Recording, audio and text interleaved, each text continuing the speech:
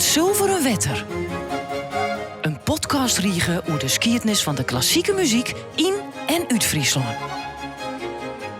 Geerstalling Beert Oosterhaven. Presentatie Beert Oosterhaven en Willem de Vries. Goeie en welkom bij de derde aflevering van de podcast riege Het Zilveren Wetter. Over de skiëtnis van klassieke muziek uit en in Friesland. Beert Oosterhaven, dat vertelt ik weer welkom. In de eerste aflevering van deze riege gaan wij het horen over de renaissance en Iere barokmuziek. De aanleiding van het werk van Jacques Vredeman, Jan Starter en Gisbert Japix. In de tweede aflevering gaat het vooral over barokmuziek aan het Hof hier in Ljouwert van Anne van Hannover. De vaste componisten Johan Christian Sieghart, Reinhold Popma van Oevering en Jean-Marie Leclerc-Lain besprutsen. Wij was het in deze aflevering treien van het Zilveren Wetter eigenlijk hoe hebben. Ja Willem, de vorige aflevering ging 60 zijde is vooral over de barokmuziek aan het stadhoudelijk hof, hier aan het Hofplein in Ljouwert in de eerste helft van de 18e eeuw.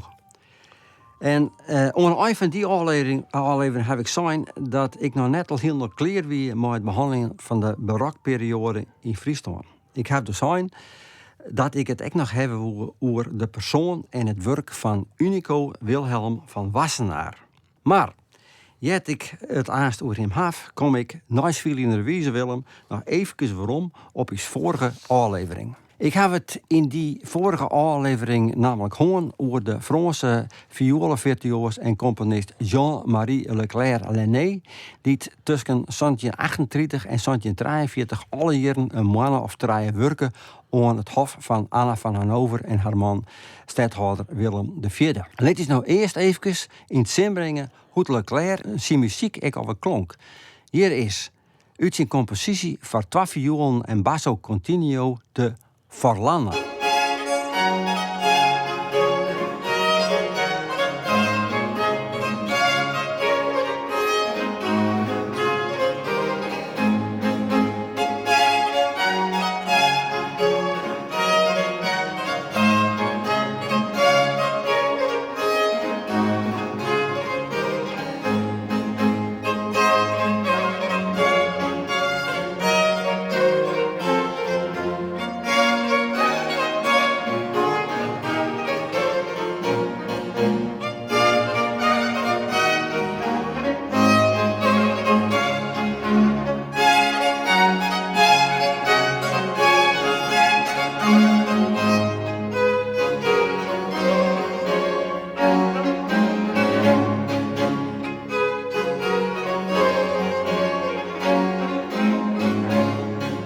Dat weer de Forlanne uit de compositie van 2 violen en basso continuo van Jean-Marie Leclerc-Lain. Uit Vierne Musica Antica Köln. Wat is dat eigenlijk, Beert? Een Forlanne? Ja, een Forlanne, Willem, of ik wel een Forlan, weet ik wel zijn, is een in de 18e eeuw populaire Venetiaanse volksdans.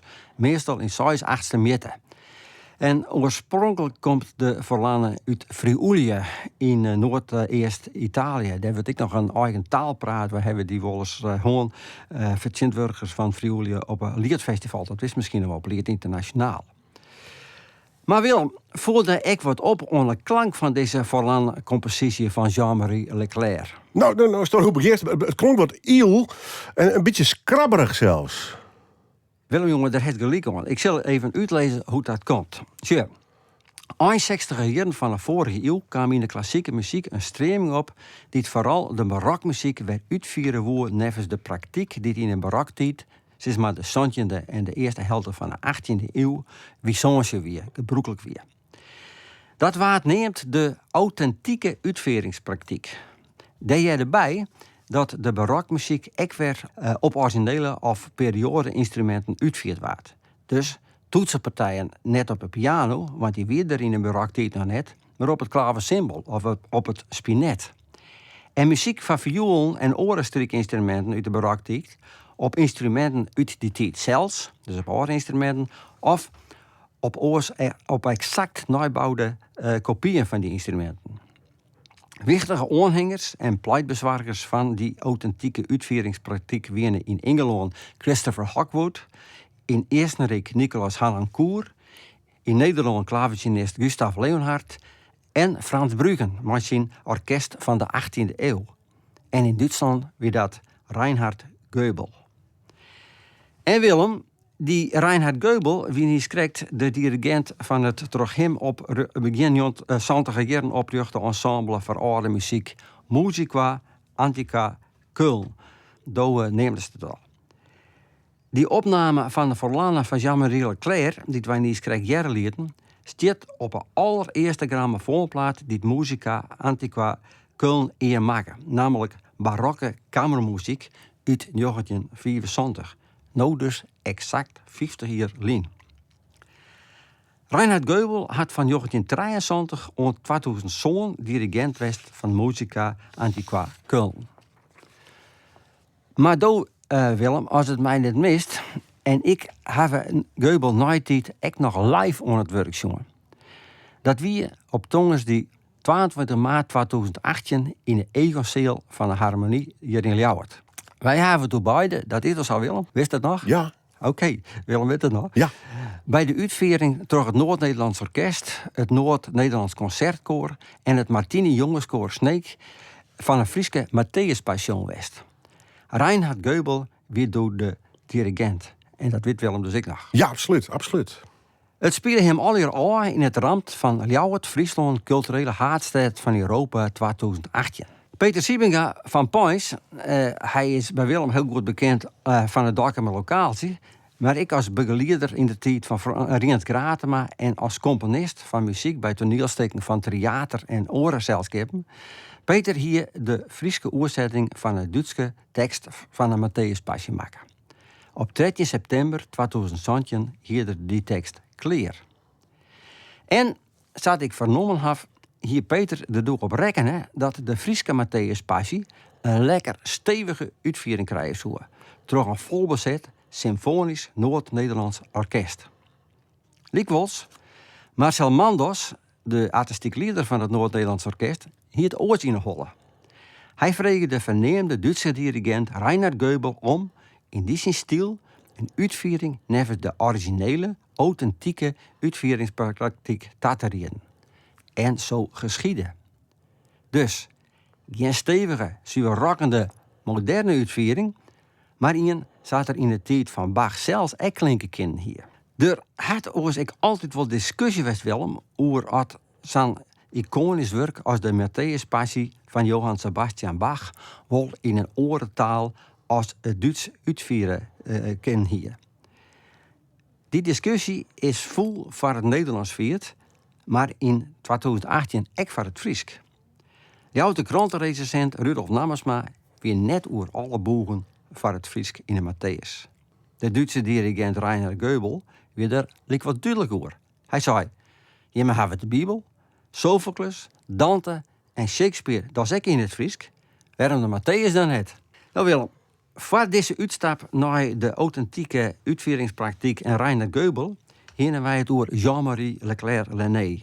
Een grage gast aan het hof van Anna van Hannover in Ljouwert in de jaren 1938-1943. Van hem nou, bij aansluiten, nog één compositie, maar weer in een authentieke uitvoering van Reinhard Goebel zijn Musica Antica Köln uit 1974. Uit de alneemde compositie voor 2 violen en basso continuo is dit de Chaconne.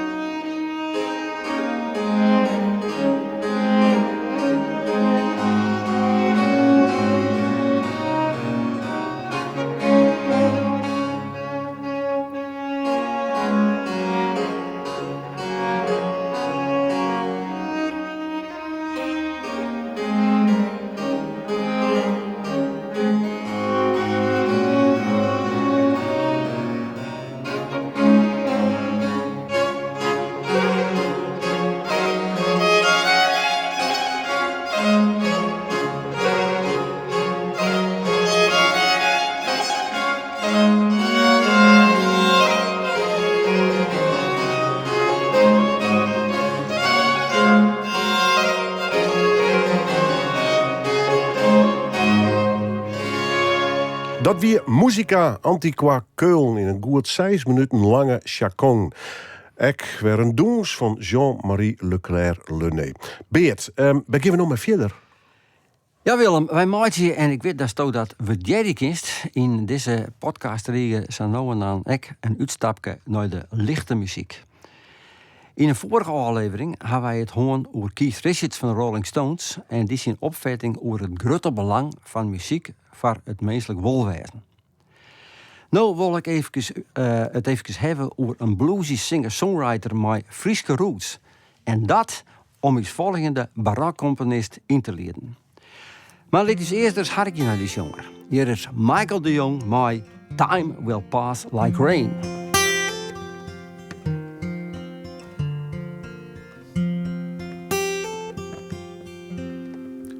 Time will pass like rain. He will smile again. The sun will start to shine. You will have survived. Let me dry your tears. Take away your fear. Let me hold you in my arms. I'll never let you fall. Running in a hiding makes it hard to keep on trying. Our love ain't supposed to be like that. Vicious little circles choking tighter, how it hurts us. Oh, when we act like that. Innocent child, you love a man so wild. It must be hard on you. These things I say and do. Should I let you go? Should you say no more? Or will we just hold on? Hope our love's that strong.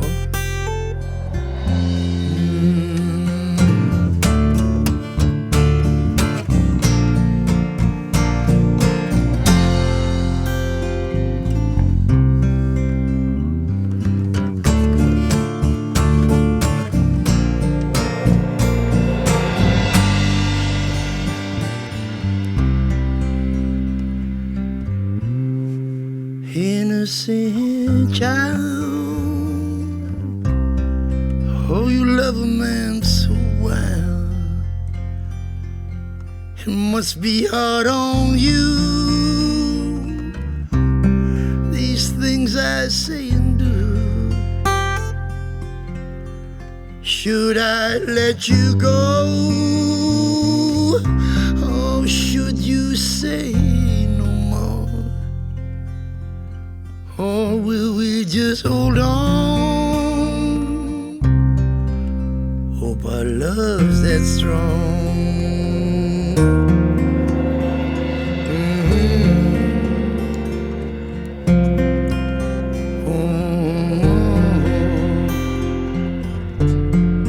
Time will pass like rain. Dat weer een nummer dat in die voor het net verwachtjes hoest in de podcast over klassieke muziek in en uit Friesland.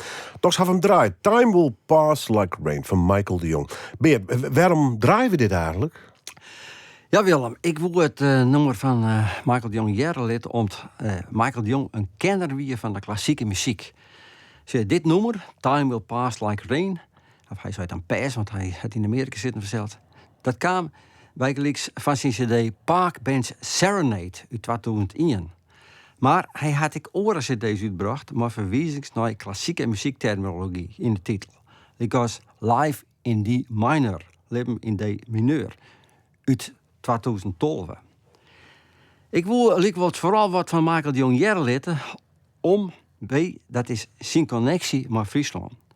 Zo'n soort van familiaire connectie hier de componist die wij aanst behandelen zullen, Unico Wilhelm van Wassenaar, namelijk ik.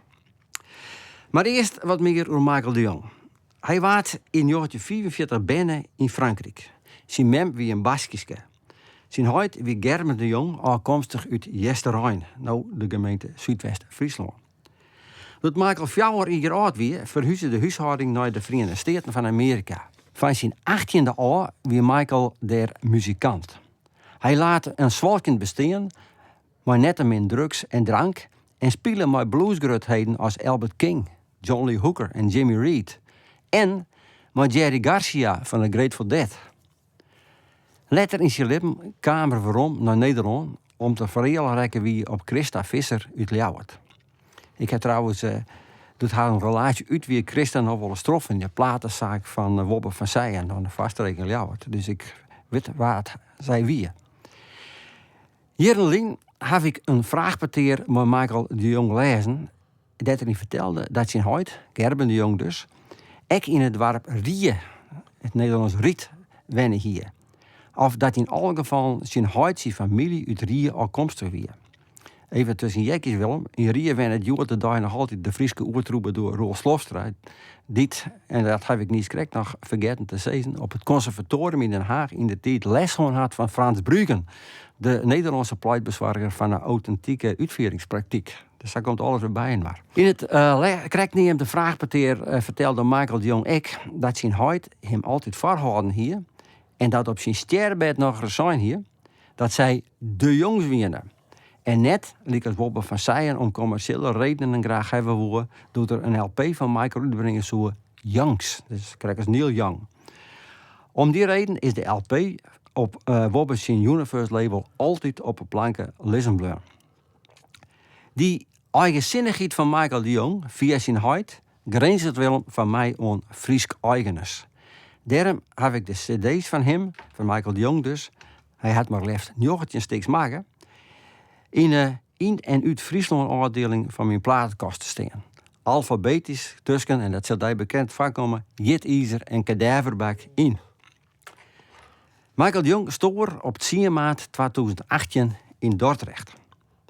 En wat ik mij nou afvregen wil, door best al heel lang dwaande mijn noorden weer live, heeft ook Michael de Jong wel eens in de studio hoor? Eerlijk zijn net. Wilst dit verhaal dorst en we draaien natuurlijk dat nummer. Toen ik echt zoiets van, ik wie even nog graven. Ik denk, zoek hem nog wel of net hoor. Want ik ga natuurlijk heel wat artiesten hier Ja, daarom. Ja. Wat ik al jaren, en het wel aardigst toe begint, probeer in mijn noorden weer live, is zo volslijn mogelijk te wijzen in de meesten die hier wij komen van Link maar Friesland gaan, wat dan ook. Echt als een soort van live archief op te bouwen. Dus nog los even van dat ze bij me optreden, maar dat verhaal probeer ik compleet te krijgen. Ja. En hij zal altijd een missing link bedoelen Ja, in dat opzicht. ja, want hij ik heb hem graag ontvangen wel. Ja, want hij had je wel in het noorden spelen. Zo wat heen en straks hij het verkeering gewoon met Christa Visser. En Christa Visser die zo nog eens een keer het verhaal van alles wat ze met hem wil hebben, het vertellen aan Verder Dijkstra van de Ljouwerte Kranten. Maar Verder is nu al heel lang met pensioen.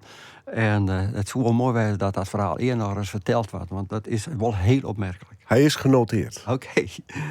Ja, Willem, eens op hetzelfde groen als dat ik Michael de Jong tot de Friese singer-songwriters reken je. Reken ik dus volgende barokcomponist, Unico van Wilhelm van Wassenaar op Dam, tot de toondichters met een duidelijk Friese connectie. Unico Wilhelm van Wassenaar wie van zijn vak diplomaat en bestuurder. Hij was op 30 oktober 1692 binnen op kasteel Twickel te Delden in Oerisel. En hij stoor op 9 november 1766 in Den Haag. Zijn grote passie wie muziek. Hij wie van huis uit klavecinist en violist. Maar laat ons nou eerst eens een stuk van hem beharken. Dan vertel ik daarna meer over zijn Friese connectie. Het is een stuk van uitviert I Musici de Montreal, werp zijn Latijn. En het is het Allegro en dat circa 40 taliatie. Het Allegro van Unico Wilhelm van Wassenaar.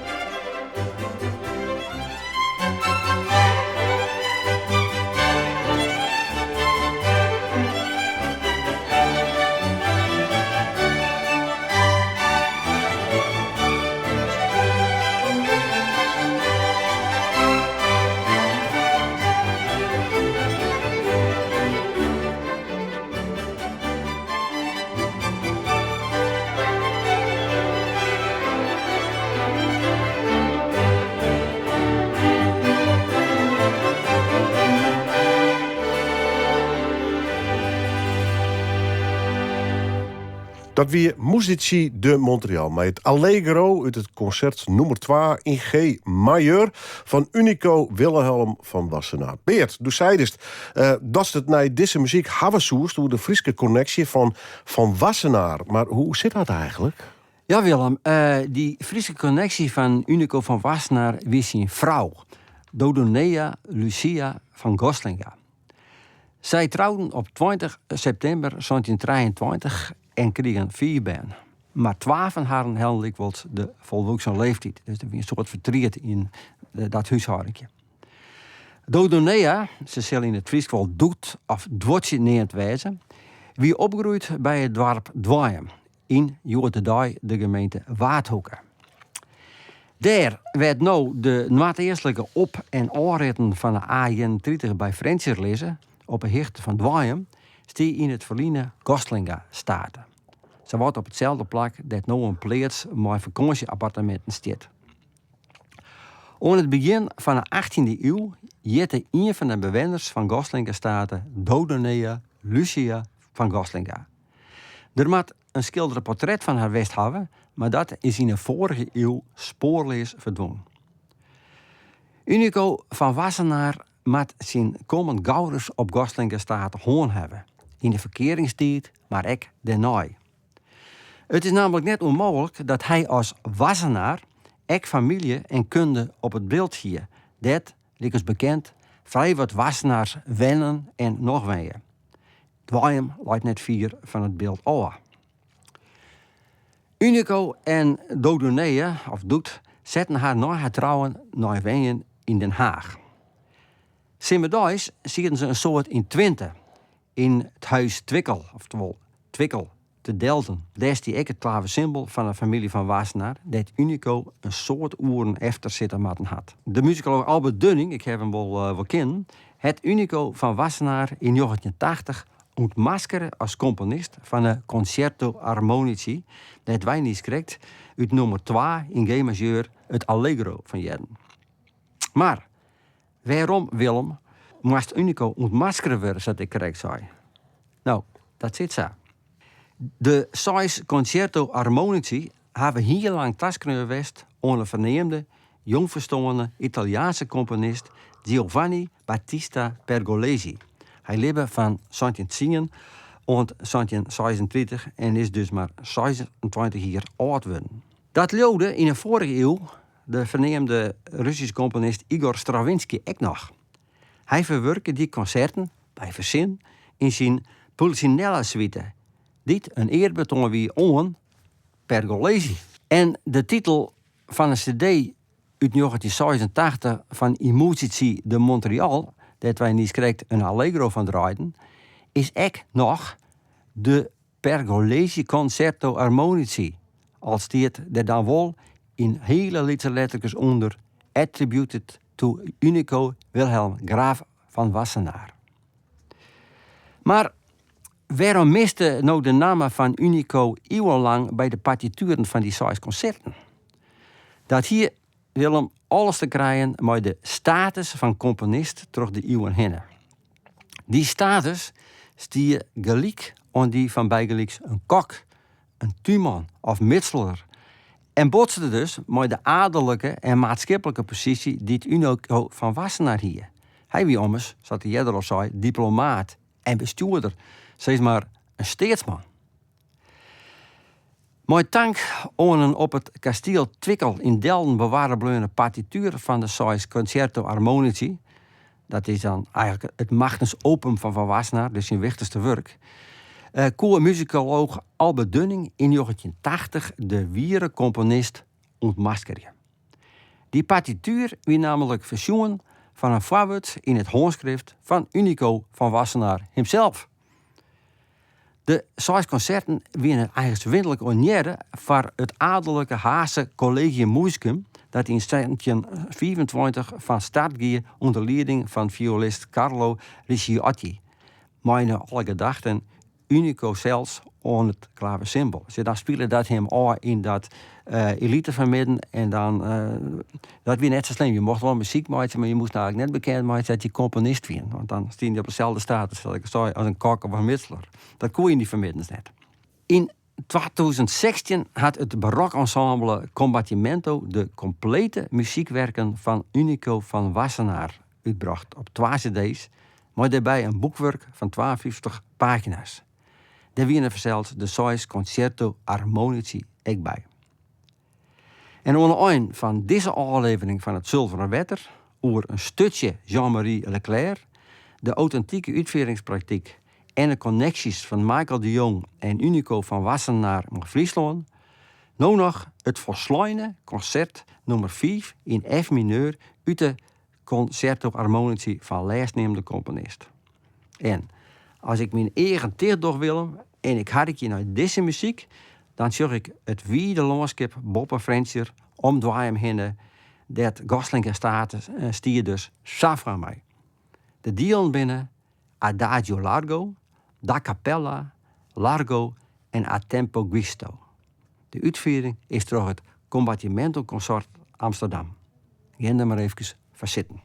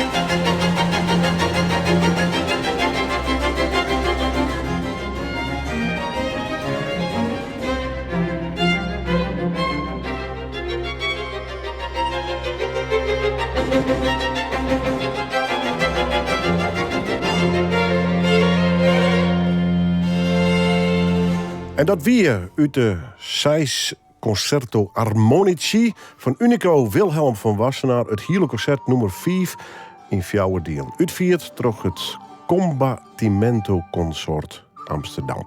Beert, de volgende aflevering van het Zilveren Wetter. Waar gaat die over? Ja, Willem, wij binnen ook kleer met de barok. En de oorkeer pakken wij de klassieke tijd in Friesland en de tijd van de romantiek op. En wat daar van componisten bij jaren. Tot de volgende keer.